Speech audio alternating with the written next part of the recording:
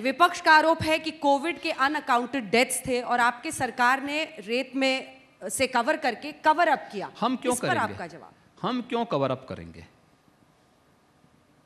और हमें इसकी जरूरत ही क्या है और क्यों हम तथ्यों को छुपाएंगे? इसकी कोई आवश्यकता ही नहीं है।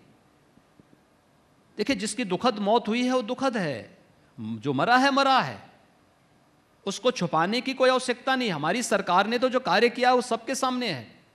जब कोरोना का पहला मामला उत्तर प्रदेश में आया था मार्च प्रथम सप्ताह में, तब उत्तर प्रदेश में टेस्टिंग फैसिलिटी 0 थी।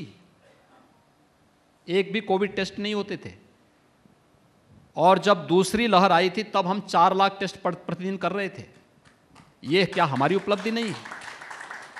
जिस समय आगरा के वे व्यापारी जो इटली से आए थे और वे कोरोना की चपेट में आए थे, कोरोना का संक्रमण उनके साथ वहीं से आया था, उनको एडमिट करने की बात हुई थी तो हमारे पास एक भी आइसोलेशन के बेड्स नहीं थे, हमारी टीम प्रशिक्षित नहीं थी।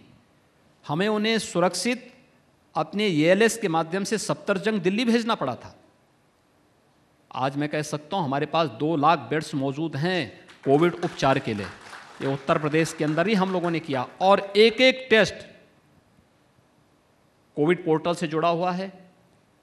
कब एडमिट हुआ, कब डिस्चार्ज हुआ, या अगर दुर्भाग्य से दुखद मौत हुई है कब हुई है, उस पोर्टल पे चढ़ता है। कोई उसको नज़रअंदाज नहीं कर सकता, कोई गुंजाइश उसमें नहीं है। ये बात वे लोग कहते हैं जो पिछले 1.5 साल से कभी घर के बाहर नहीं निकले हैं। वो तो इधर माहौल थोड़ा ठीक हो गया तो फिर पिकनिक के लिए, साइकिल सवारी करने के लिए निकल पड़ते हैं, अन्यथा कोई इसमें दम नहीं।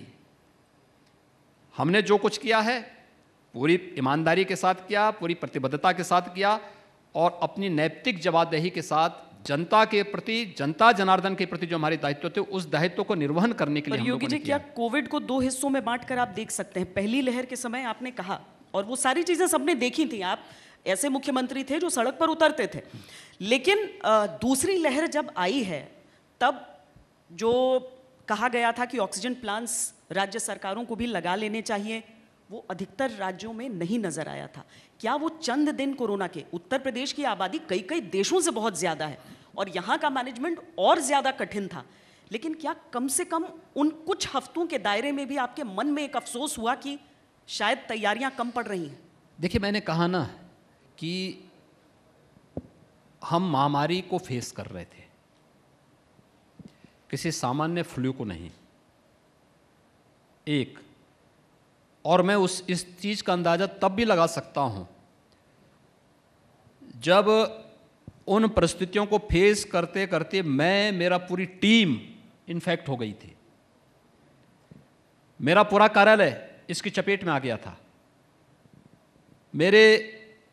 हमारे चीफ सेक्रेटरी, हमारे डीजीपी, ये सब इसकी चपेट में आ गए थे। उन परिस्थितियों में भी हम लोगों ने अपने दायित्वों को विस्मृत नहीं किया, हम अपने आप को हॉस्पिटलाइज नहीं किए। तब भी, उस दौरान भी मैं भी और मेरी पूरी टीम वर्चुअली जनता से जुड़ी रही और हम लोगों ने एक एक चीज की मैं तब भी समीक्षा लेता था। हाँ, उस समय अलग बात है, सामान्य दिनों में सुबह से लेकर के देर रात्रि तक हमारा कार्यक्रम चलता है, उस दौरान कम होता था, लेकिन कोविड को फोकस करते हुए हम लोगों ने तब भी अपना अभियान जारी रखा और पूरा प्रयास किया। ऑक्सीजन की किल्लत थी, लेकिन हमें यह भी देखना चाहिए कि कोरोना के सेकेंड वेव के दौरान उत्तर प्रदेश की आबादी है 24 करोड़। 24 करोड़ की आबादी को ऑक्सीजन प्राप्त हो रही थी 700 मीट्रिक टन और दिल्ली की आबादी है 2.25 करोड़ और दिल्ली को ऑक्सीजन प्राप्त हो रही थी 800 मीट्रिक टन। यानी 2.25 करोड़ की आबादी में 800 मीट्रिक टन ऑक्सीजन की आपूर्ति और 700 मीट्रिक टन की यानी ऑक्सीजन हम 24 करोड़ जनता को उसकी आपूर्ति करके प्रयास किया जा रहा था कि हर एक व्यक्ति तक ऑक्सीजन पहुंचे, क्योंकि हम लोगों ने हर एक हॉस्पिटल की ऑडिट करवानी शुरू कर दी थी, जिसको दिल्ली सरकार ने ऑडिट करने से इनकार कर दिया था। वो भाग खड़े हुए। जैसे ऑडिट की बात भारत सरकार ने कही, दिल्ली की सरकार उससे पीछे हट गई और उसकी ऑक्सीजन की डिमांड अपने आप कम होती गई। यूपी पहले दिन से इस कार्यक्रम के साथ जुड़ा हुआ था। हम लोगों ने पहले दिन से अपनी ऑक्सीजन की ऑडिट कराई और उन लोगों के खिलाफ भी हम लोगों ने कार्रवाई की जो इसके नाम पर उस समय ब्लैकमेलिंग कर रहे थे। मुझे मालूम है यहाँ लखनऊ में भी कुछ हॉस्पिटल थे। एक हॉस्पिटल ने जारी किया कि साहब हमारे पास केवल 2 घंटे की ऑक्सीजन बाकी है। मैं स्वयं कोरोना पॉजिटिव था, लेकिन मैंने जैसे देखा मैंने तत्काल जिला प्रशासन से कहा, मैंने कहा भी देखो वहाँ पे ऑक्सीजन की कमी हो गई, ऑक्सीजन भेजो वहाँ पे, कहीं व्यवस्था करो। टीम गई, उन्होंने कहा साहब हमने ऑक्सीजन इनको कल दिया था, पेशेंट कितने हैं ये सही बता नहीं रहे। हमने यहाँ के जिला प्रशासन, मैंने कहा पीपी किट पहन करके अंदर जाओ। जिलाधिकारी पीपी किट पहन करके अंदर गए, पेशेंट 4, सिलेंडर 60, और उसके बाद कहते हैं कि साहब हमारे, मैंने कहा इसको सील करो, ये पेशेंट दूसरी जगह इनको भेजो। इस प्रकार के भी वाकये हमारे सामने थे और ये लोग ज़्यादा नेगेटिविटी ये लोग ज़्यादा पैदा कर रहे थे। दूसरा, कुछ ऐसे वक्तव्य कि इस कारण से जो है कोरोना फैल रहा है और फलाने को जो है इसमें हत्या के मामले में वांछित करो, ये बड़े वैसे यानी हल्के वक्तव्य जो आ रहे थे, नेगेटिव वक्तव्य आ रहे थे, नकारात्मक जो वक्तव्य आ रहे थे, स्थिति को उसने ज़्यादा पैनिक की।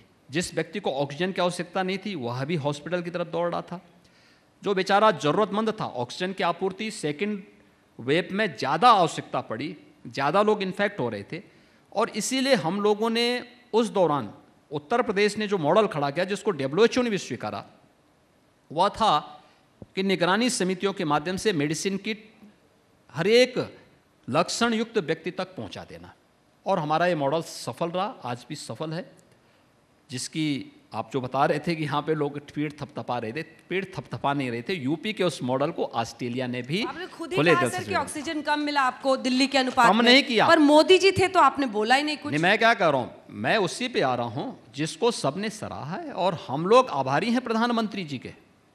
पहली बार हुआ जब देश के अंदर ऑक्सीजन की आपूर्ति एयरफोर्स के विमानों के माध्यम से, ऑक्सीजन स्पेशल एक्सप्रेस के माध्यम से हुई, एक जिसने उस संकट के समय में एक संबल का काम हमारे साथ किया। दूसरा काम, ऑक्सीजन प्लांट लगाने की कार्रवाई।